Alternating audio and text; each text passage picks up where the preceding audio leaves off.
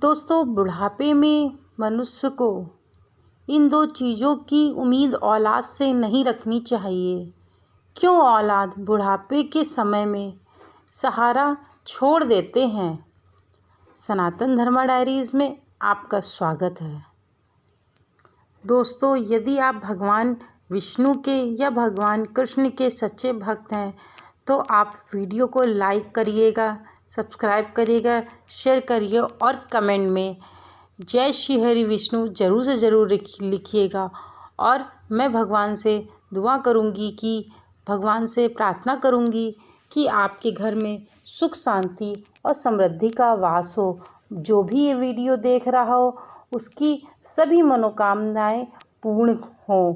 मित्रों, आपको बता दें कि बुढ़ापे में औलाद से आखिरकार ऐसी कौन सी दो चीज़ें हैं जिससे उम्मीद नहीं रखनी चाहिए।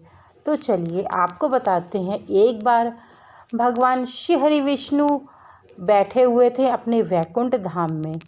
नारद मुनि आते हैं।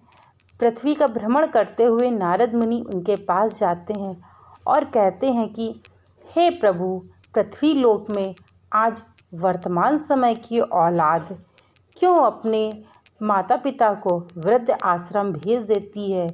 कुछ औलादें तो ऐसी होती हैं कि यूं ही अपने घर से उन लोगों माँ बाप को बाहर निकाल देती हैं। आखिरकार पृथ्वी लोक में ऐसा क्यों हो रहा है। तब श्री हरि विष्णु नारद मुनि से कहते हैं कि हे नारद मुनि, मैं तुमको आज एक तोता और मैना की कहानी सुनाता हूँ जो कि तुम्हें तुम्हारे प्रश्नों का उत्तर भी मिल जाएगा, क्योंकि आज तुमने समस्त मानव जाति के कल्याण के लिए यह प्रश्न किया हुआ है। और जो भी मनुष्य इस कथा को पूर्ण रूप से सुनेगा तो उसको इस बात का पता चलेगा कि उसके जीवन में यदि बच्चे कुछ गलत कार्य कर रहे हैं तो उनको रोकने का प्रयत्न करें, नहीं तो बुढ़ापे में आपको भी इन्हीं सब चीज़ों का सामना करना पड़ सकता है।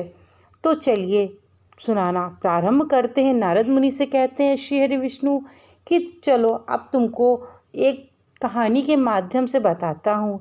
एक जंगल में एक तोता और मैना रहा करते थे जो कि आपस में बहुत प्रेम करते थे और सुखी सुखी जीवन को बहुत आनंद के साथ व्यतीत कर रहे थे। बहुत समय बीतने के बाद जो मैना होती है वो गर्भवती हो जाती है। यह बात मैना सुन करके बहुत प्रसन्न होती है और तब वह तोते से कहती है अब हमारे जीवन में आनंद ही आनंद हो जाएगा और आखिरकार हमारी औलाद भी जन्म ले लेगी। तब तोता कहता है कि हाँ, क्यों नहीं, हमारे जीवन में आनंद ही आनंद है और आगे भी रहेगा। तो उनकी पत्नी यानी कि मैना कहती है कि अब हमारी औलाद मेरे बुढ़ापे का सहारा बनेगी और हमारे कदम कदम पे साथ देगी। तब तोता कहता है कि हे प्रिय, तुम यह मत सोचो कि तुम्हारी औलाद जन्म ले रही है और तुम्हारा बुढ़ापे में साथ देगी, इस बात की तुम उम्मीद मत रखो। तब वह कहती है कि जो मैना होती है वह कहती है कि हे प्रिय, तुम ऐसी बात क्यों करते हो। क्या मेरी औलाद हमारे बुढ़ापे का सहारा नहीं बनेगी। तब तोता कहता है कि आओ तुम्हें मैं एक कथा सुनाता हूँ जो कि सभी मनुष्य जाति को सुननी चाहिए, क्योंकि इस कहानी को सुनने के बाद उसको इस बात का एहसास होगा कि जो पाप वह करता है माँ बाप को अपने घर से निकाल के या अपने जीवन से निकाल कर, वह कितना गलत करता है। तब तोता मैना को कहानी सुनाना प्रारंभ करता है। एक गांव में एक पति पत्नी का जोड़ा रहा करता था। दोनों ही संपन्न परिवार से थे और अपने जीवन में खूब खुश रहा करते थे। ऐसे ही जब पति पत्नी आपस में प्रेम की बातें करते और जीवन में खुशी खुशी जीवन को व्यतीत कर रहे थे, तब 15 वर्ष शादी के बीत जाते हैं परंतु उनकी औलाद नहीं होती है। और जब औलाद नहीं होती है, इस बात को लेके बहुत चिंतित होते हैं। वह डॉक्टर को भी दिखाते हैं, सभी मंदिर में माथा टेकते हैं, हर जगह जहाँ जो कह देता है वो वहाँ करने के लिए तत्पर हो जाते थे और डॉक्टर से खूब इलाज भी करवाते हैं। ऐसे ही समय बीतता रहता है। समय बीतने के बाद उनके विवाह के 30 वर्ष के पश्चात उनके एक पुत्र ने जन्म लिया। इस बात को सुनकर जो पति होता है वह बहुत खुश हो जाता है। पति पत्नी दोनों ही बहुत खुश हो जाते हैं कि अब हमारे घर में भी एक नन्हा बालक किलकारी मार मार के खेलेगा और हम उसके साथ खूब मज़े करेंगे, खूब खेलेंगे, उसके साथ खूब खिलौने लेकर के आएंगे।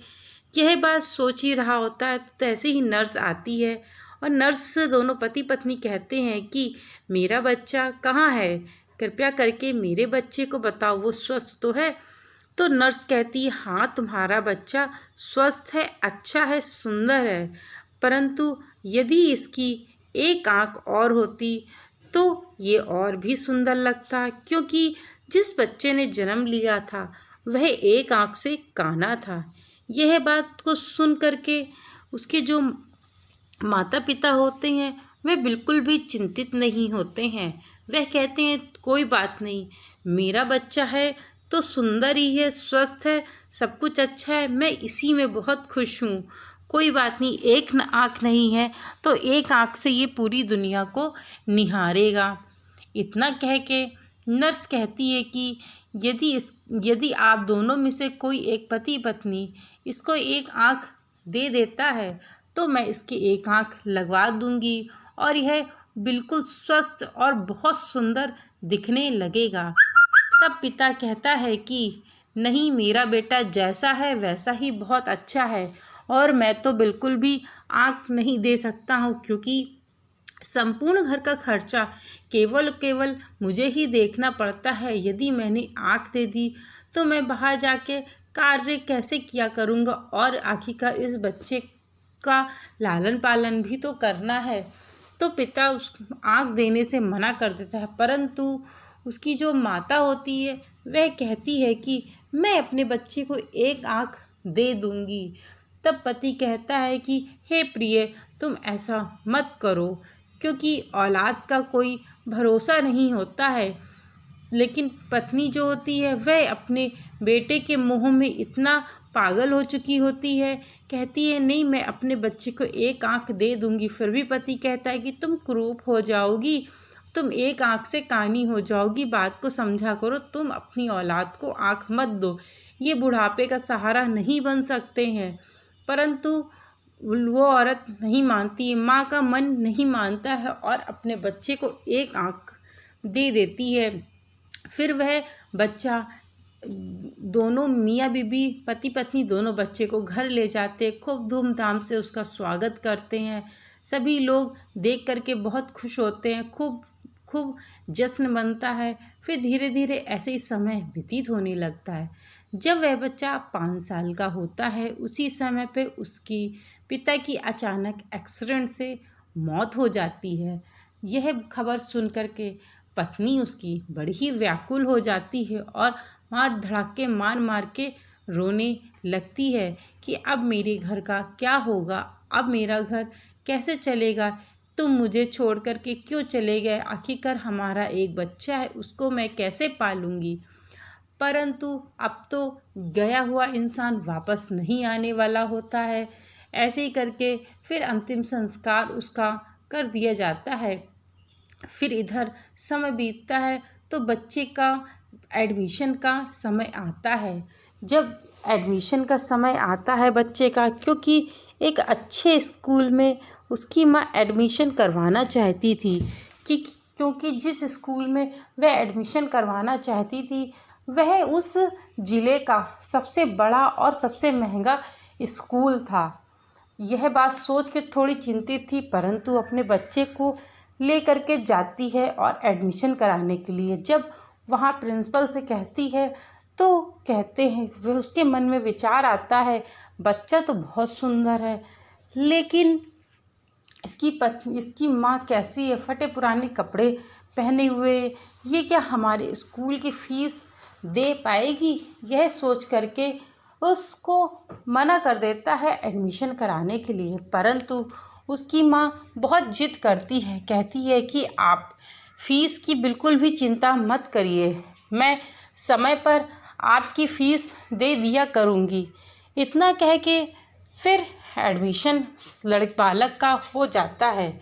जैसे वो 4 घरों में काम किया करती थी, फिर उसके बाद 10 घरों में काम किया करती थी। चौका बर्तन झाड़ू पोछा सबके घरों में जा जा के 10 घरों में काम किया करती थी। ऐसी समय समय पर वो फीस दे दिया करती थी। ऐसे ही समय बीत जाता है।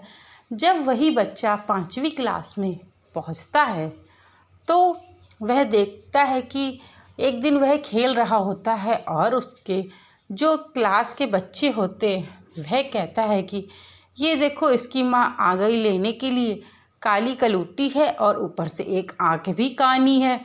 उसकी माँ को वह बच्चे बहुत चिढ़ा रहे थे।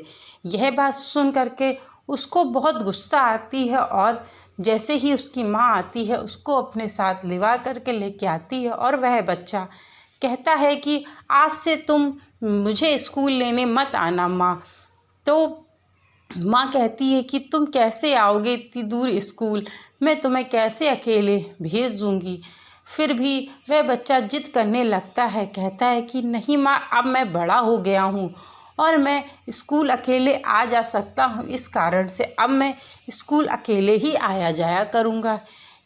बच्चे के खूब आग्रह करने पे माँ समझ जाती है कि अब मेरा बच्चा अकेले आ जा सकता है। परंतु माँ बहुत समझाती है कि तुम्हारे पिता का एक्सीडेंट हो गया था और मुझे एक्सीडेंट से बहुत डर लगता है, ये बात तो तुम जानते हो, तो इस कारण से मैं तुम्हें अकेले नहीं भेजूँगी। परंतु बच्चे की बार बार आग्रह करने पे माँ कहती है कि अच्छा ठीक है, कल से तुम अकेले ही स्कूल आया करना। तब रोज़ वह अकेले स्कूल आने जाने लगा। ऐसे ही समय बीत जाता है और वह अपने स्कूल की पढ़ाई पूर्ण कर लेता है और पूरे ज़िले में सबसे ज़्यादा टॉप पर वही होता है, टॉपर बन जाता है। और यह सब दृश्य देख करके उसकी माँ बहुत खुश होती है। अब उसको क्या था, अब उसको पढ़ाई के लिए बाहर जाना था। बाहर जाने के लिए खर्चे की ज़रूरत होती थी। तब वह अपनी माँ से कहता है कि हे माँ, मुझे डॉक्टरी की पढ़ाई करने के लिए अब मुझे बाहर जाना पड़ेगा और बाहर की फ़ीस बहुत ज़्यादा है। परंतु उसकी माँ कहती है कि नहीं, तुम बाहर जाओ और डॉक्टरी की पढ़ाई करो जाके, और मैं जितना पैसा होगा मैं तुम्हें भेजा करूँगी। तब उसकी माँ अपने बेटे को डॉक्टरी की पढ़ाई करने के लिए बाहर भेज देती है। जैसे ही डॉक्टर की पढ़ाई करने के लिए बेटा उसका बाहर जाता है, वैसे ही वह और 15 घरों में काम पकड़ लेती है, जिससे पूरा दिन उसका काम करने में ही निकल जाया करता था। क्योंकि बच्चा बाहर रहता था, बेटा बाहर रहता था, उसको घर का किराया और खर्चा भी देना पड़ता था। ऐसे ही धीरे धीरे समय बीतने लगता है। वह सुबह से जाती और रात के 11 बजे तक काम करके अपने घर पे आती और बड़ी ही कठिनता के साथ ज़िंदगी व्यतीत कर रही थी। यह सोच रही थी कि जब मेरा बेटा डॉक्टर बन जाएगा तब मेरे अच्छे दिन आ जाएंगे और मैं अपने बेटे के साथ शांतिपूर्वक जीवन को व्यतीत करूँगी। फिर ऐसे ही बहुत समय बीत जाता है। उसकी चिट्ठी आती है उसके पास। चिट्ठी में लिखा होता है कि माँ, तुम मुझे पैसा देना बंद कर दो, क्योंकि मैं एक सक्सेसफुल डॉक्टर बन चुका हूँ और मुझे आपके पैसे की अब आवश्यकता भी नहीं है। यह बात सुन करके उसकी माँ बहुत खुश हो जाती है और जैसे ही वह खुश होती है, खूब सारी मिठाइयाँ लेके पूरे मोहल्ले में बांटती है और कहती है कि आज मेरा बेटा मेरा डॉक्टर बन गया है। इससे बड़ी खुशी की बात मेरे लिए कुछ भी नहीं हो सकती है। इसके मेरे लिए इससे बड़ी खुशी की बात नहीं हो सकती है। यह सोच करके अब वह सोचती है कि अब मेरा बेटा आएगा मुझे लेने के लिए, मैं उसके साथ शहर में रहूँगी और वहाँ नौकर चाकर होंगे, गाड़ी होंगी। अब मेरे सुख का समय आ गया है। ऐसे ही समय बीत जाता है, धीरे धीरे ऐसे ही समय बीतता है। बीतते बीतते साल भर हो जाते हैं। बच्चा माँ को लेने यानी कि बेटा माँ को लेने नहीं आता है। और फिर एक दिन चिट्ठी आती है और उस चिट्ठी पे फिर लिखा होता है कि माँ, मैं तेरी बहू को लेकर आया हूँ और मैंने विवाह कर लिया है। अब मुझे इस बात की कोई चिंता नहीं है कि आप स्वस्थ ही होंगी और मैं अपनी पत्नी के साथ बहुत खुश हूँ। वह बहुत सुंदर है और वह बहुत अमीर घर से भी है। यह बात को सुन करके वह बहुत रोने लगती है, परंतु फिर भी अपने बेटे को बद्दुआ नहीं देती है, क्योंकि एक माँ है जो अपने बेटे को कभी बद्दुआ नहीं देती है। ऐसे ही फिर धीरे धीरे समय बीत जाता है। फिर एक चिट्ठी आती है, उसमें लिखा रहता है कि माँ, आज तुम्हारी बहू ने एक पोते को जन्म दिया है। तुम्हारा पोता बिल्कुल बहुत सुंदर है और बहुत स्वस्थ है, बहुत अच्छा है। यह बात सुन करके माँ अपने कदमों को रोक नहीं पाती है और वह निर्णय करती है कि अब वह शहर तो ज़रूर से ज़रूर जाएगी। तभी बेटे के घर का पता उसके पास होता है और वह चिट्ठियाँ लिए होती है। गाड़ी करके वह अपने बेटे के घर पे जाती है। वहाँ चौकीदार होते हैं और कहते हैं कि हे बुढ़िया, तुम अंदर कहाँ जा रही हो? तब वह कहती है कि मैं तुम्हारे डॉक्टर साहब से मिलने जा रही हूँ, मैं उसकी माँ हूँ। यह वो लोग देख करके विश्वास नहीं करते। तब पूरा पता बताती है और पूरी कहानी उसको बताती है कि मैं डॉक्टर साहब की माँ ही हूँ, जो कि गांव में रहती हुई थी। तब वह जो वहाँ के चौकीदार होते हैं माँ को अंदर भेज देते हैं। जैसे ही माँ अंदर जाती है, देखती है पालने में एक छोटा सा बालक रो रहा है और उसको जा कर के गले लगा लेती है और उसको चुप कराने लगती है। जैसे ही उसकी पत्नी देखती है, उसके बेटे की पत्नी यानी कि उसकी बहू देखती है कि मेरे बेटे को ये कौन सी गंदी गंदी सी बुढ़िया उठा करके ले जा रही है, क्या मेरे बच्चे को चुराने के लिए आई हुई है? इतना कह के ज़ोरों ज़ोरों से चिल्लाने लगती है और उधर से उसका बेटा जैसे ही आता है उसको कस के गले लगा लेती है। कहती है कि बेटा, तुम घर नहीं आए मुझसे मिलने, तो मैं ही मिलने चली आई। तब इतना देख करके वह उसका बेटा कहता है कि मैं तुम्हारा बेटा नहीं हूँ, तुम्हारा बेटा कोई और होगा, तुम शायद गलत पते पे आ गई हो। यह बात सुन करके उसके पैरों तले मान लो ज़मीन खिसक गई हो और वह खूब फूट फूट के रोने लगती है। बहू को देख करके कुछ नहीं कहती, बेटे के सर पे हाथ रखती है और अपनी बहू के सर पे हाथ रख के नीचे जाने लगती है। और जैसे ही नीचे जीने से उतरती है तो जिस कमरे में उसने अपने चौकीदारों को बैठा रखा था, जगह दे रखी थी सोने के लिए, रहने के लिए, उसी कमरे में जा कर के 10 मिनट वह बैठती है और वहाँ के जो चौकीदार होते हैं उनसे कहती है कि तुम मुझे क्या एक पेन और कॉपी ला करके दे सकते हो? तब वो लोग उसे एक पेन, कॉपी और एक गिलास पानी ला करके देते हैं और उस चिट्ठी में एक एक बात, हर एक शब्द कि जब तुम्हारा जन्म हुआ था तब तुम्हारी आँख नहीं थी, तब मैंने तुमको आँख दे दी थी। जब तुम्हारे पिता का निधन हो गया था तब मैं घर घर में जाके काम करने लगी थी और तब मैं बहुत काली हो गई थी, वरना मैं भी बहुत सुंदर स्त्री हुआ करती थी। बहुत सुंदर थी तुम्हारी माँ, एक कोई क्रूप नहीं थी, लेकिन मैंने अपने बच्चे के लिए अपनी आँख तुमको दे दी थी ताकि मेरा जो बेटा है पूरी दुनिया को देख सके। संपूर्ण कहानी उस पेपर में लिख देती है। लिखने के बाद फिर तुरंत ही वह फांसी वहाँ पर लगा लेती है। और जैसे ही चौकीदार अपने कमरे में पुनः जाते हैं तो देखते हैं कि वह फांसी लगा के लटक चुकी होती है। यह दृश्य देख करके तुरंत के तुरंत उसके बेटे को बुलाते हैं और जैसे ही बेटा अपनी माँ को फांसी लगे देखता है वह बिलख बिलख के रोने लगता है। और लेटर में संपूर्ण लिखा हुआ था कि उसने किस तरीके से अपने बेटे को पालने के लिए सबके घर में चौका बर्तन किए हैं और आँख नहीं थी आँख भी दिया। वह पहले क्रूप नहीं संपूर्ण सब चीज़ उसमें लेटर में लिखी हुई थी। और जब उसकी पत्नी उस लेटर को पढ़ती है तो कहती है कि तुम तो अपनी माँ के ही नहीं हुए तो तुम मेरे सगे कैसे हो सकती हो। यह कह के वह छोड़ करके उसको चली जाती है।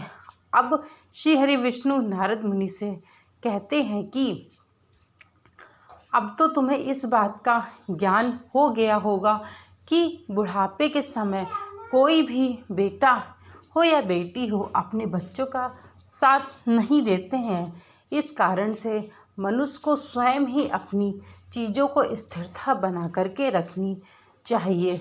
मित्रों, मेरे द्वारा ये छोटी सी कहानी सुनाई गई। यदि आप लोगों को अच्छी लगी हो तो चैनल को लाइक शेयर सब्सक्राइब करना मत भूलिएगा। Thank you so much video को वॉच करने के लिए।